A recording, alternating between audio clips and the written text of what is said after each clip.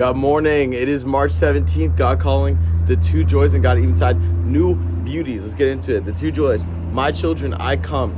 Hearts eager to do my will. Send out a call that ever I find irresistible. I know no barrier then. If you really are searching for God, he will come to you no matter what. Registration to my will keeps me barred out from more hearts than does unbelief. It says resignation to my will keeps me barred out from more hearts than does unbelief.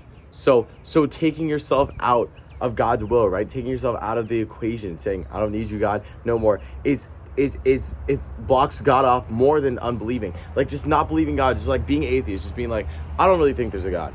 That is not as bad as seeing God and turning away from God. Love, can anything be such a crime against love as being resigned? My will should be welcomed with a glad wonder if I am to do my work in the heart and life. In all true discipleship and in the true spiritual development of each disciple, there's first the wonder and the joy of first acceptance. Then comes the long, plain stretch of lesson learning and disciple and discipline. But the constant experience of me, the constant persistent recognition of my work and daily happenings, the numberless instances in which seeming chance or wonderful coincidence must be traced back to my loving forethought. All these gradually endanger a feeling of wonder. Certainly gratitude followed in time by joy. So guys, it's early today. Obviously, I'm not reading up to my best ability. I'm over at 8th grade level, I swear.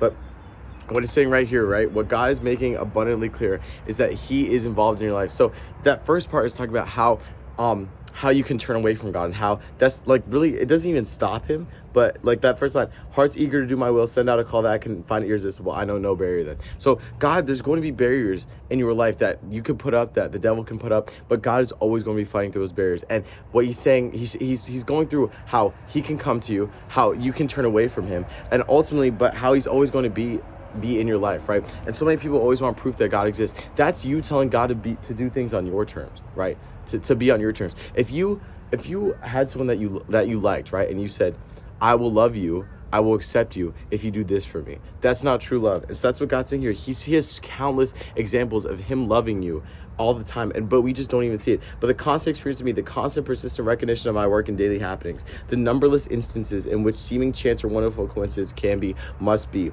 traced back to my loving forethought. All these gradually endanger a feeling of wonder, certainly gratitude following in time by joy. So those little things that happen in your life that you're like, oh, that's just like good luck, that's just chance, like that's literally God just trying to find his way in your life. That's God showing up in your life in positive ways, and you're just blatantly ignoring it. You're blatantly just choosing to believe something else. Joy is of two kinds: the joy born of love and wonder, and the joy born of love and knowledge. So just as we've talked about, right, faith is the ultimate thing as a Christian, and there's two types: one that's given to you by God, and then one that you work for. So that's the same as joy born of love and wonder. So once God really comes in your life and you're like, okay, I see you, God, I accept you, right? That's that joy that comes from wonder. That's that joy that comes from love, right? And then joy born of love and knowledge. So love is involved in both ones, but the first one's wonder. The first one's saying, okay, God, I'm curious. God, come into my life. God, I accept you, right? All barriers are down. He's coming in. The second one is knowledge. That's you educating yourself. That's you working towards God. That's you becoming a better Christian. That's you growing, right? And between the experience of the two joys lie discipline, disappointment, almost disillusion. Boom. Discipline, disappointment, almost disillusion. Not knowing what's real, right? Being disciplined, having to work for the Lord, having to work for yourself, and disappointment, having to say goodbye to worldly things that you think matter but don't. But combat these in my strength, preserve in obeying my will, accept my discipline, and the second joy will follow. Combat these in my strength. Combat discipline, combat disappointment, combat disillusion, right? Combat disappointment and combat dissolution, but use discipline to do that, right? Preserve in obeying my will, through obeying his will, accept my discipline, and the second joy will follow. So guys, if you truly want knowledge of the Lord, right, that first step, God has to you just have to be able to accept God. Like that was what the first part was about. Just like not, what was the word he used? Not resigning his will, right? Not saying, I don't want it, right? That's that first part. And then you just gain that love and that joy, and you gain that wonder, and you turn that wonder and you use discipline. You acknowledge him, right? And you're able to just grow that knowledge of the Lord in his strength, right? And of the second joy, it was that I said, your joy no man taketh from you. Do not regret the first. The second is the greater gift. So if anyone's ever wondering how to get into the Lord, how to get into this thing we call Christianity, how to get in the club, right?